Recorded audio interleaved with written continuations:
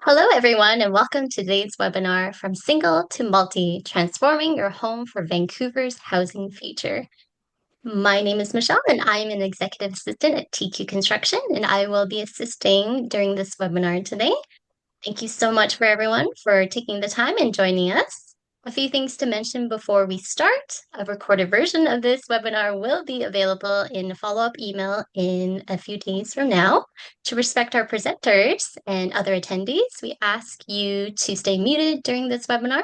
We will have a Q&A at the end, and you can feel free to ask questions at that point. You could also write questions along the webinar, the chat box below, or raise your hand, the little emoji down there, and we will address your questions. Megan and Henry will answer them promptly at the end. So now I'm happy to introduce to you TQ's Project Relations Megan and our special guest today, TQ Construction's President Henry. Thank you, Michelle. Thank you, Michelle. Great to be here. Yeah. So today we're going to be going through a few topics just around densification in the Lower Mainland and, what that means for people and some of the questions and aspects around all of that. So some of the things we're going to be going through today is densification around transit hubs, some stuff about multiplexes because we recently had some changes around that, some stock housing plans that the province is putting together and how that can be useful through the design and planning process, some design considerations with regards to densification in general and things that you might want to think about, as well as investment considerations. And then talking about like timelines for densification and what does that mean in terms of, the immediate versus looking into the future, as well as then looking at single family homes, both building new and then renovating and whether those things still make sense with all of the densification going on in the Lower Mainland. So jumping right on into densification around transit hubs. So I just kind of want to take a look at this map because this is in the Lower Mainland. This is a map of where our SkyTrains are and where we're going to be seeing those hubs of where we'll be seeing, towers and other densified buildings going up.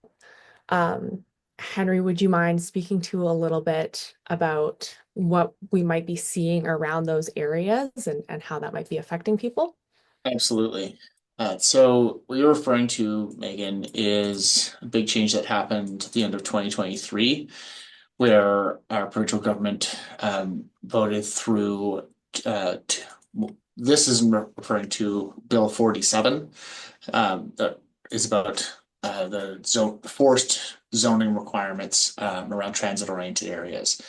And thinking behind it is our transit routes are where the most people pass through. And so if we're going to be adding density to our cities and our region, then we should be adding as much housing as we can around those places so that folks don't have to spend as much time driving and parking and taking up as much infrastructure. And so what that means, though, is that every one of those kind of circles that are being shown on the kind of your screen here, each one of those at the very center, I believe it's somewhere around 200 meters away from a transit station, is able to build up to, I think, 20 stories by default. So they kind of have and then continuing outwards from there, you kind of progress down towards 6 stories. I think it goes 20 something, then 15 or so, then it's like 11, and then down to 6. And what that means is that if your home is in that area, it's totally possible that a developer will, in the next 5, 10, 15 or so years, will be interested in acquiring the property in order to plan a major project.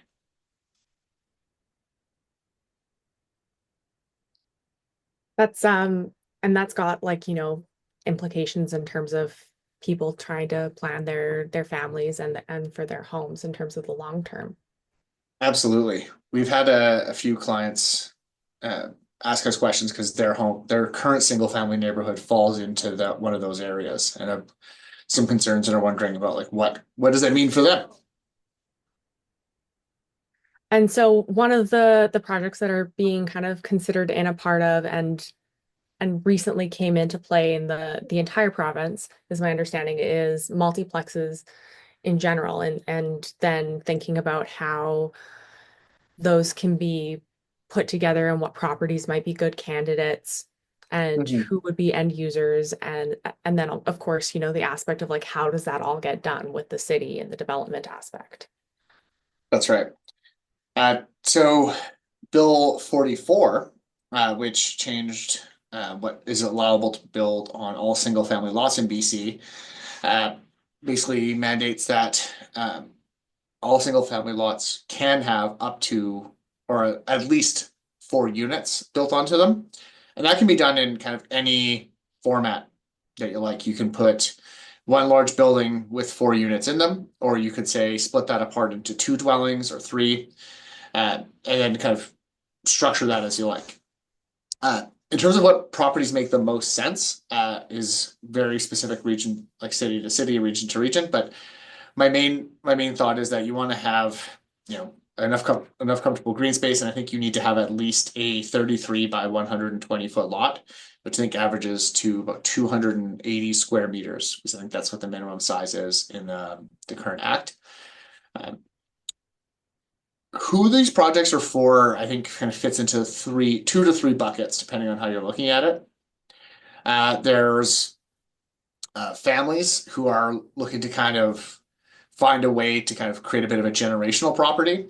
And one thing we're used to seeing is a common situation folks in the Lower Mainland end up in is that mom and dad have a house that is kind of paid off, well lived in.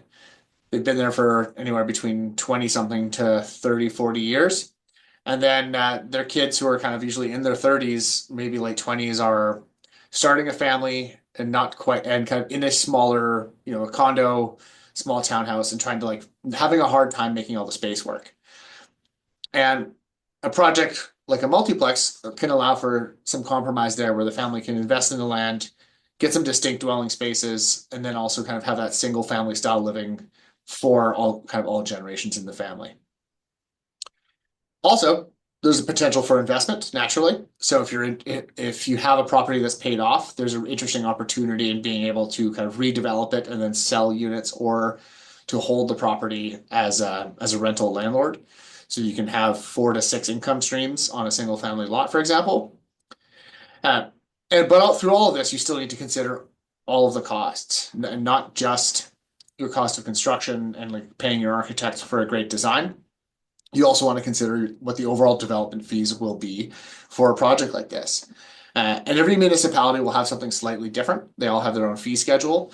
However, because these are technically considered to be apartments, that they also fall under the development fees that are applied by both TransLink and Metro Vancouver, which I think are average about $20,000 per dwelling.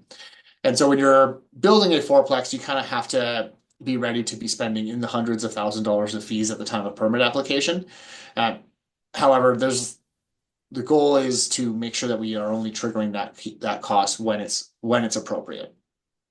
So the key thing, I guess, about the development is that you have to account for both the transit and the basically densifying it, right? That's the That's whole right. thing there, is that you're adding a lot more people onto a lot where previously you may have only had one or two, a maximum of maybe three families on a lot between, the main house, a rental unit, and maybe then a laneway home. And all of those spaces are not really designed to hold like full-blown families with, four or more people to potentially four to, I don't know, I think the maximum is like eight, but it's like 4 to 6 uh, dwelling units, which then potentially have, several adults and potentially some kids in there as well. So then you have to be able to account for the traffic of that, the foot traffic, but then also the utilities as well need to be able to handle that as well. So that's what that upfront That's development right. cost is for, right? Regional governments in BC, or at least specifically in the Lower Mainland, more than anywhere, operate with a philosophy that growth should pay for growth. Um, and I think there's a healthy debate to be had there. But what that means is when you're adding new homes, the new homes and the end buyer developer, depending on how you look at it, uh, have to take on the cost of the additional infrastructure required by new people joining the area. Now, my opinion, personally, is that everybody in the area benefits from the infrastructure upgrade, so the cost maybe should be shared a little more evenly. But also, this is someone who's on the building side and maybe a touch biased. And then moving into the stock housing plans, which I recently learned about from you, and I think that it's a very intriguing and exciting concept. But my understanding is that the idea is that they're puzzle pieces of different floor plans, or even potentially even more broken down than just like a full floor. It could be, chunks and pieces of a bedroom and a kitchen, and then you can like puzzle piece them together in different ways to then get different layouts and different facades um, in a building, whether it's like a multiplex or a single family home, and kind of like what this picture shows that, you can have different roof styles or different layouts of where you put your bedrooms and how everything stacks together.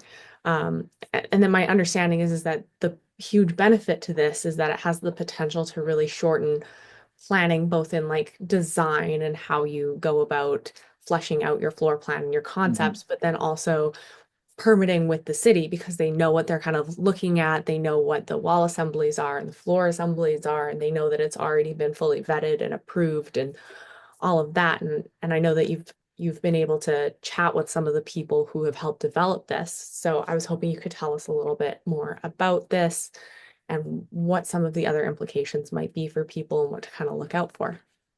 Yeah, no, it's a great point, Megan. And the stock housing plans, again, it kind of came out of the same kind of work group and initiative that put together the previous bills we were just talking about.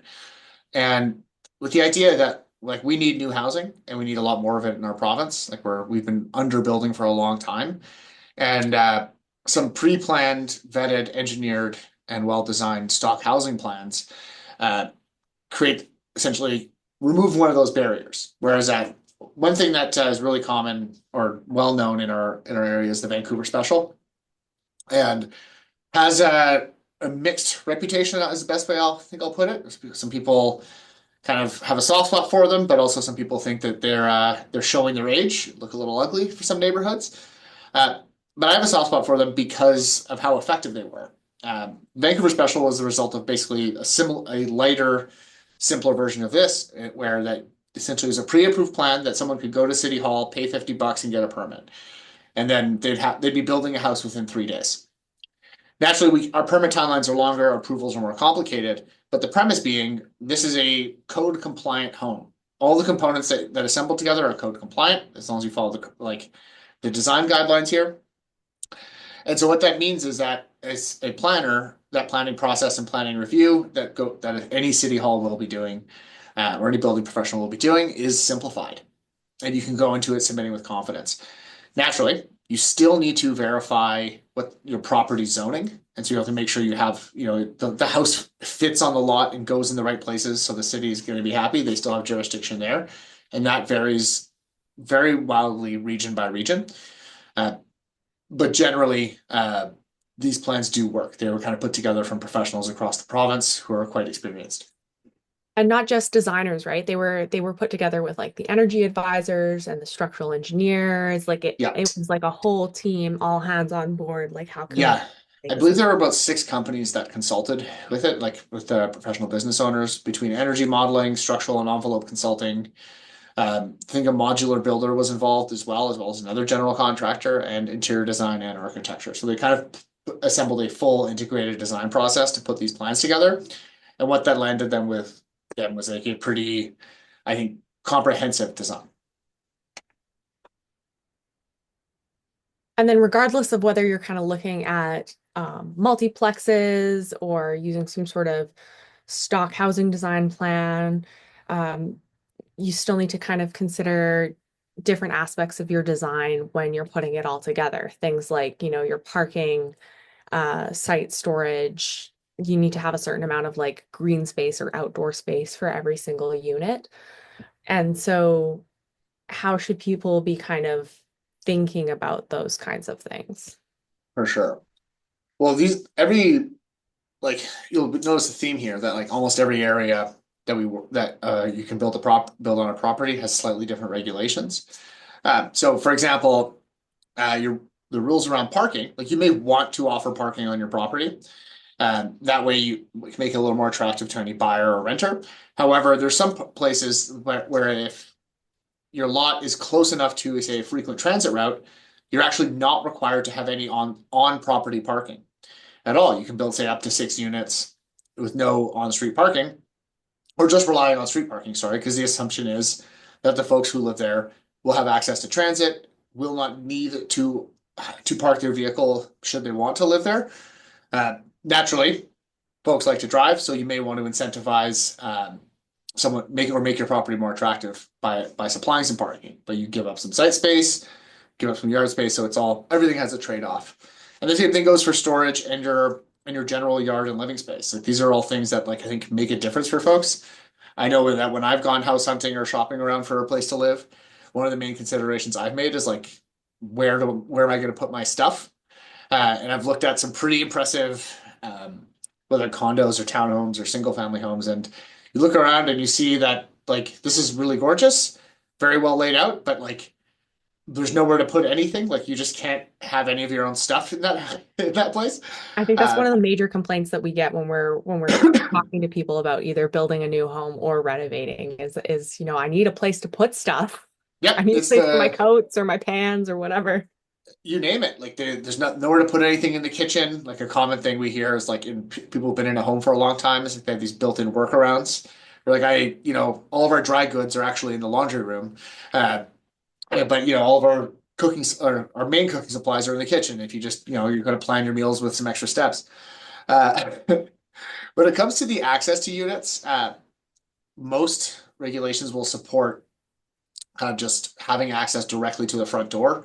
Uh, we've been asked before if you have to keep if all the doors have to face the main street, which they don't. You have some flexibility depending on, again, this is very city to city, but there's quite a bit of flexibility on building placement, where you place the front doors, how the properties are accessed, and and all that. Like I've seen some great designs that have have a duplex that has a door that's facing the front of the street and then another that's facing the rear. And you can do the same thing with like a front back duplex and then another duplex at the rear with a laneway, for example. There's a lot of different options there. Uh, there is also the option to do a single entry with a single shared stair. It's a recent bylaw change that's been approved by the city, by the city of Vancouver and the province, but I don't believe that it's fully come into effect. It'll come in the next building code, but it essentially means that uh, any multifamily building that has multiple units, instead of if you have the units accessed on the inside, uh, current code requires two sets of stairs for fire safety. So with the idea, like everyone's been in a condo where you have a long hallway with all the front doors, and there's a set of stairs on one end and a set of stairs on the other, and usually an elevator in the middle. And the idea here being is that hallway is wasted space, and it limits the possible like good unit design and good home comfort. And so what's a change that's been made is that you're only required to have a single set of stairs. Naturally, that you have to have some proper fire protection, sprinkler systems, and things like that for fire safety. But the idea is that you can have all units access from say, a central lobby and a set of stairs that kind of goes up. So you have 2 stories, 3 stories, and kind of two front doors on one level, two front doors on another. And you can kind of have it all interior. And that gives you more of a condo feel for a multi-unit project, whereas uh, the more neighborhood feel you get from a townhome with kind of all your doors just kind of facing the street. I guess they made that relaxation because they're understanding and acknowledging that obviously a multiplex is not the same situation as, a full-blown apartment building with, 6 stories and 6 units on each floor and the number of people who would need to egress in the event of an Funny emergency. enough, it's allowed, I believe, up to 6 stories Okay. in dwellings, and it's BC is a little behind much of kind of the development community in this one. Like I think in a good chunk of Europe, you can go 20 something stories on a single stair. And in Washington State, I believe it's been up to 12 or 15 for about 10 or 12 years. Uh, and so it's a change, and it's essentially the original fire code was a result of like poor building design, essentially, like not having proper non-combustible wall assemblies in between units, not having like potent, sprinkler systems, etc. And since we've advanced a fair bit, we're allowed to make a few compromises on the stair access. Anyways, that's I've gone off on a tangent. Very interesting though.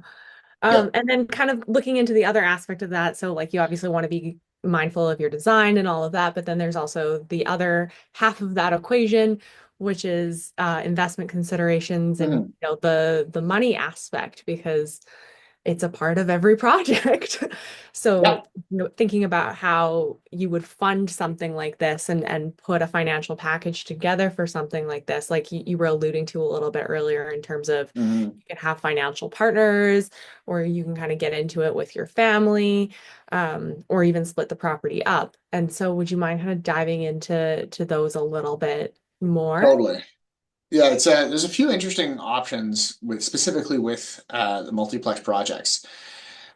Naturally, if your family has the means to take it on yourself and secure the funding yourself to kind of develop the property, uh, then that can be a very exciting opportunity.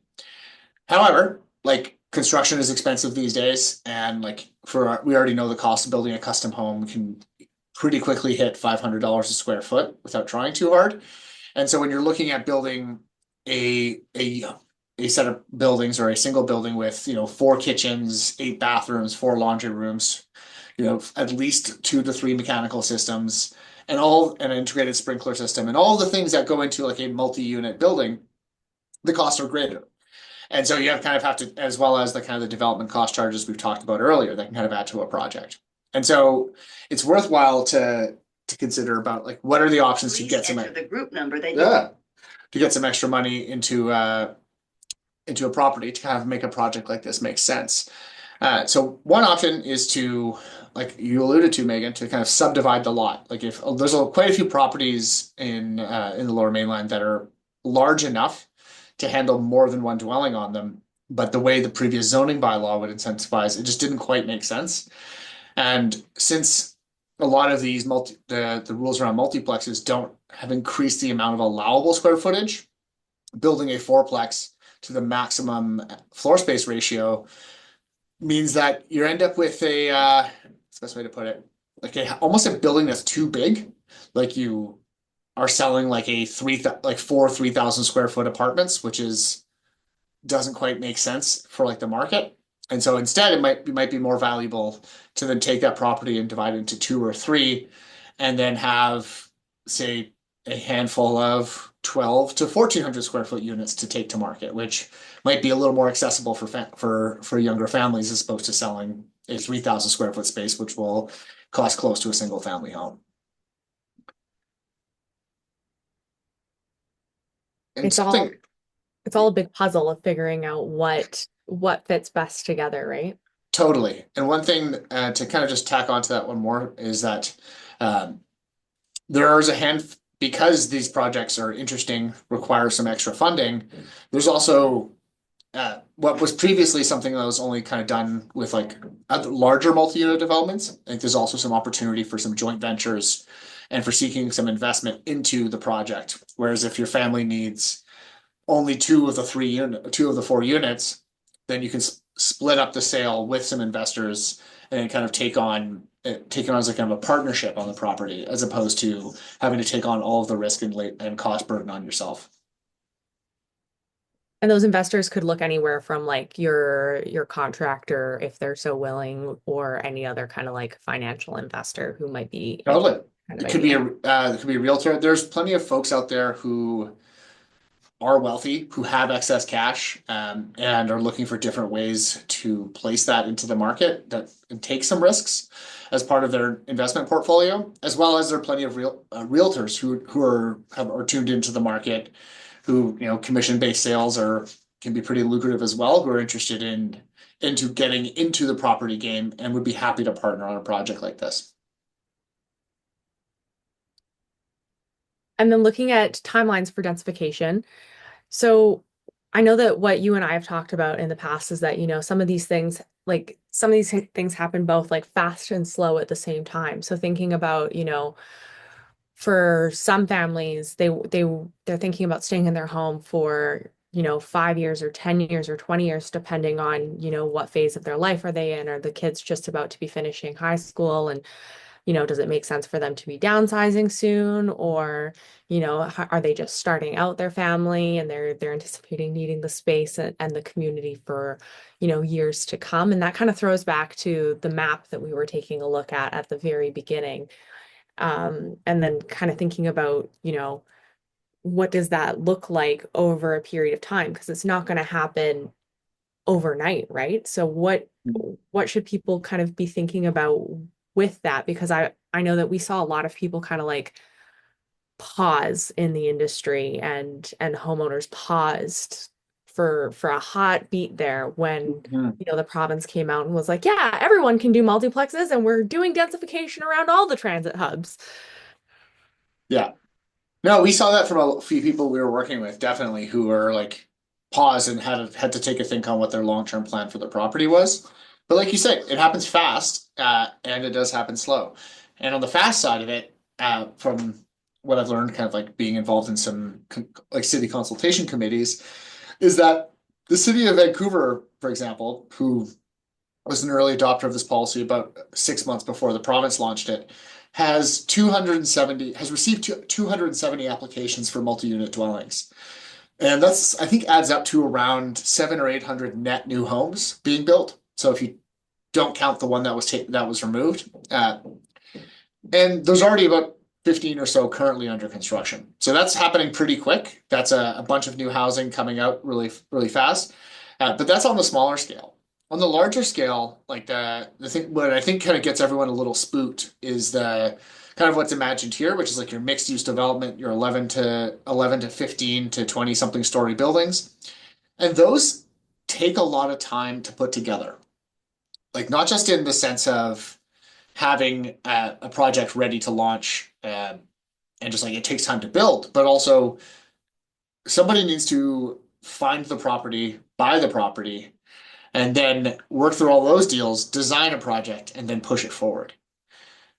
And something like that might take 5 years on its own before they can break ground. And then the actual construction will be somewhere at least 3 or 4 years beyond that, or even longer if you look at a major site like Oak Ridge, for example. Uh, and that's still all not going to happen at the same time. So 20 years from now, some of these areas that are within the transit-oriented developments might still be single family because someone hasn't acquired all of them, or the people who live in those neighborhoods didn't want to move those properties off. And so I think it's worthwhile to kind of take a look at what your neighborhood is like and what you think your neighbors would do. And then from that, kind of make a choice on how to best approach the property and like handle things for your family. Okay, now I have a single family property. What do I do with it? Like, it's kind of a little run down or it's not quite working for me. And so, kind of diving into, whether it still makes sense to either build a new home or renovate a home on a property when we know that all of this densification and all of this activity is happening, as exciting as it is. Yeah. Um, and I mean, personally, I think the answer is yes, that it does make sense to still consider these projects, especially depending on your family and what your needs are, because like you said, some of these things are like 20 years out Yeah. before we see like a full neighborhood become like fully filled with, towers. And in that time frame, like 20 years is still like a really good lifetime for either an existing home or a new home. So That's things that right. we, yeah. So, I mean, things that we see people consider between the two, like kind of going into single family homes and like new builds specifically, things that they're considering are, the floor space ratio, so the amount of square footage that they can get out of the space. Mhm. Um, New homes are obviously looked at different in terms of insurance and warranty and what that means to a family. And then also the big one is the step code building requirements. So the level of energy compliance that you have to meet for a new building. That's right. And have a note on like, does it make sense? And is everything like, are you going to be pushed out of your home? Which is something a concern I think some people legitimately feel when they see like these changes to neighborhoods coming. is that I think it's important to note that you still have to sell your house uh, for them to build those projects. And a lot of the times, cities and municipalities have specific rules around not leaving what they call orphan homes behind, where they're not allowing developments to leave a single family home next to a multifamily development next to another one. Like they don't allow you to leave those behind, so they require the full region to be bought up before um, the development happens. Usually it ends up selling, but it just doesn't all happen. You get to control the pace at which it happens, and it's up to you. And to your questions about like what can you build, uh, you should usually expect to be able to build basically 60% of your lot size as a single family home. There's occasional exceptions to that. However, as a rule of thumb across the Metro Vancouver region, like a 0.6 floor space ratio, usually up to an upper limit of 5,000 square feet as like the absolute maximum if you like have a really, really big property. I know previously there were some allowance. People used to build some really silly houses on agricultural land reserve properties because they were acreage, and so the floor space ratios didn't make sense. But the ALR Land Authority has since changed that, and I think they're still capped out at the 5 or so thousand that everyone else is stuck with. Uh, and when you're building a single family home, like you want to make sure that you're insured, that your builder obviously has a license. You need that to get your permit. That project will need to be insured both during construction through like your standard like course of construction and all risk policy, but then also through your builder's construction and warranty insurance, which everyone knows is the 2-5-10 program, right? Like 2 years on everything, 5 years on your envelope, which is basically keeping the water on the outside, and 10 years on the structure, which is making sure everything stays standing up. I love it when things stay standing up. Yeah. Personal favorite of mine. And then looking at renovations, for some families that makes more sense. And so some of the things that we've been seeing, so I know that we've actually taken on a few projects where this has become a very real part of the conversation, where if you build a new home, you actually can't get the same amount of square footage anymore if it's just a single family home. So sometimes when you're trying to get the square footage, sometimes it makes sense to do like a zoning calculation and check and look at all of that depending on what your uses of the home are. Um, and then how that peters out into insurance both during construction as well as after construction, and how companies kind of look at that. And then also just like the warranty is typically something that's then company funded, Mm-hmm. because BC Housing doesn't have any kind of like anything like the 2-5-10 for renovations. No.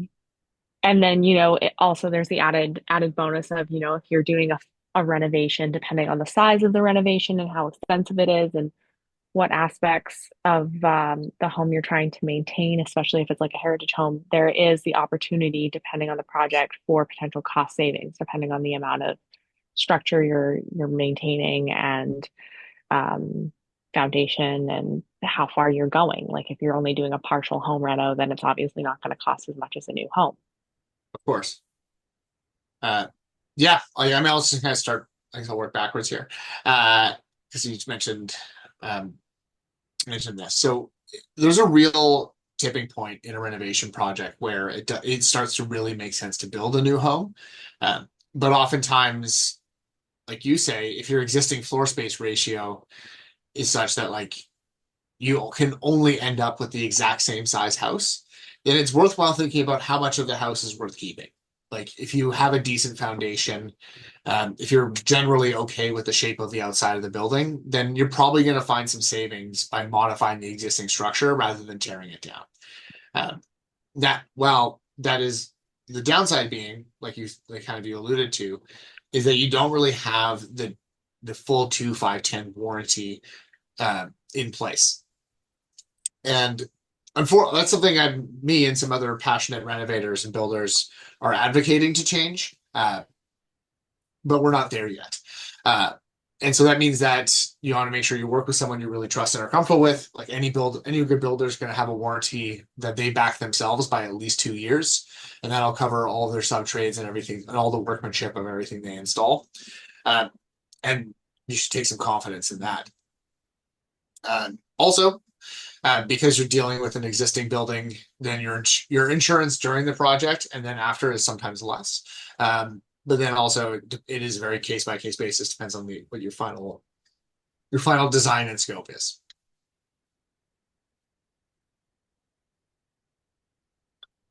So that's yeah, and it's very much like a case by case basis. It depends on like what your family needs are, what makes the most sense for you, and then if the existing building is special in some way. Because I know that Yeah, we've also had a couple of recent projects that we've completed where, the character of the home was a very important aspect to be retained through the course of the renovation rather than just building a new home. that's right. And especially if it's a family home, like we're currently planning a project like that right now, where we essentially it's the home that the kids grew up in, and then now we're looking to kind of modernize it, but naturally we want to create a little more space, make it a little more functional, better performing building. And so we want to we'll do what we can to improve that. Um, and so we're basically keeping the original roof shape, we're keeping the front facade the same, keeping the overall-ish same layout and some for some rooms, but then we're updating and rewiring, replumbing, basically making it essentially putting all the guts in like it's a brand new house. And actually, we're going to insulate it and improve it better than whatever our standard building code is.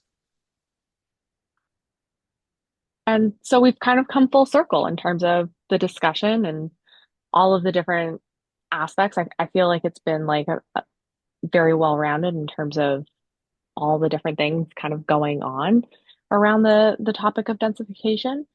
Anywhere from, the densification around the transit hubs and then what the different options are for densification, things to think about around it, and then also what to do with all of the existing buildings as well. This is typically the point where we ask people, do you have any questions? And to remind people to raise their virtual hand. And we'll call on you. And yeah,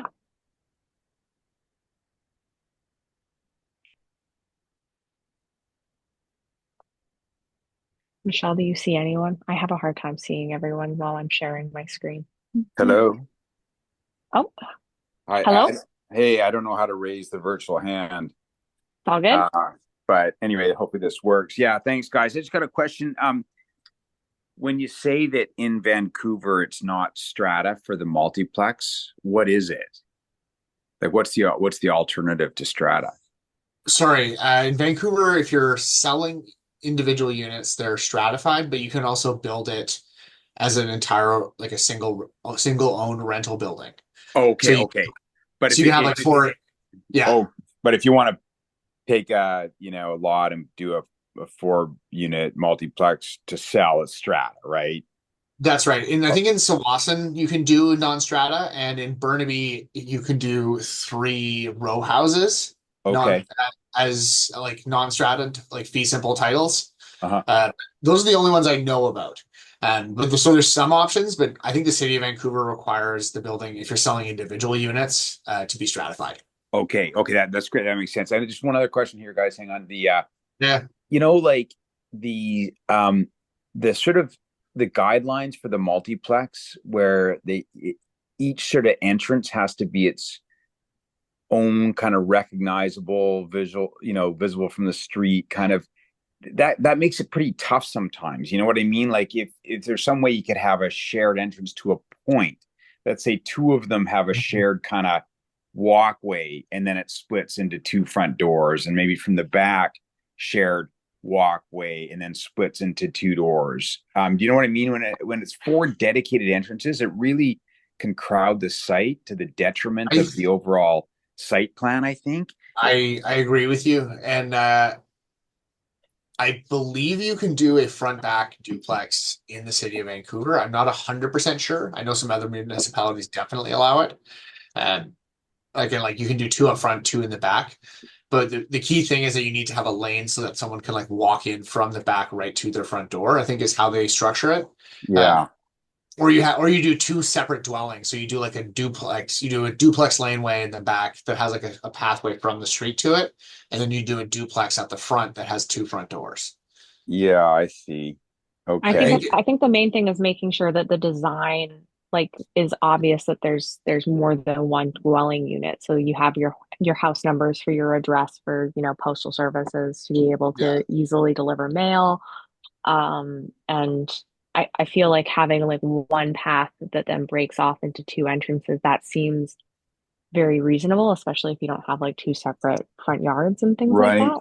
that. You'd think the city's going to want to be a little flexible to kind of make this kind of new thing work. Yeah. I think Uh, they are in general, and I think they're working it out. Like, and also I think we're gonna see some completed projects in the next 6, 8 months, and we'll be able to see what people have right. been able to get away with and push through the city.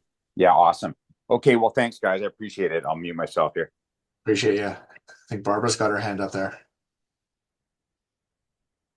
Yeah, just a quick question. So in terms of timeline, a 3 or 4 unit multiplex from concept to keys, how long is that process? Are we talking like 3 years, 4 years?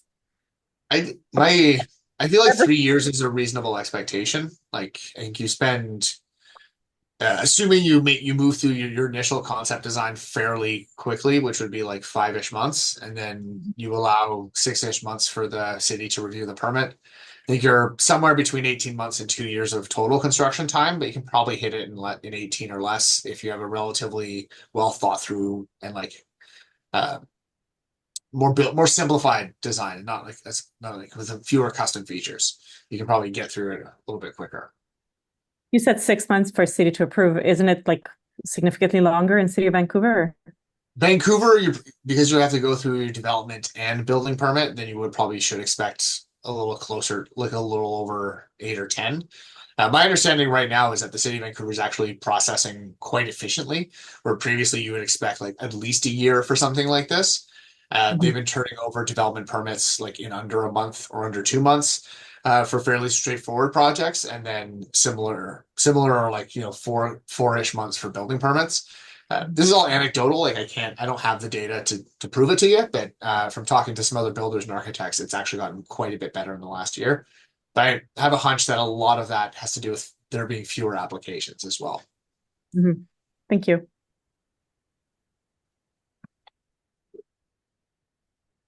Anyone else?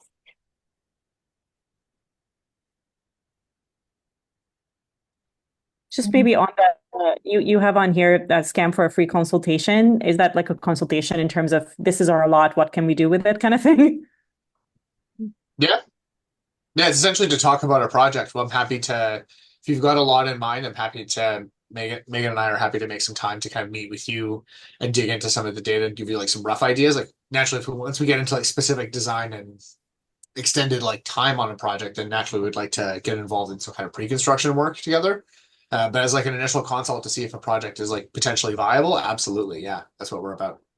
Because I'm not even sure about, costs and financing and all those things. Of So that was course, yeah, it's interesting. super. Well, it's we're here to help, and that's kind of part of the idea of what we do as a business is we kind of help people with their projects, and we have a fair amount of know-how in the company and in our network, and I think we can help folks just like yourself or anyone you know to plan a complicated project like this. Thanks a lot. Thanks for your question, Barbara. I'm not seeing any more hands. So I'll just dive in. So we are planning on taking a break for December from our webinars for those who have been following along. And we are planning to have our next webinar in the new year, January 22nd at 6:30. And we look forward to seeing as many of you there as possible. Thank you so much for joining us tonight, guys. I hope you all have a lovely evening, and I look forward to seeing you guys in the new year. Thank you. This was a great time. Thanks, everyone.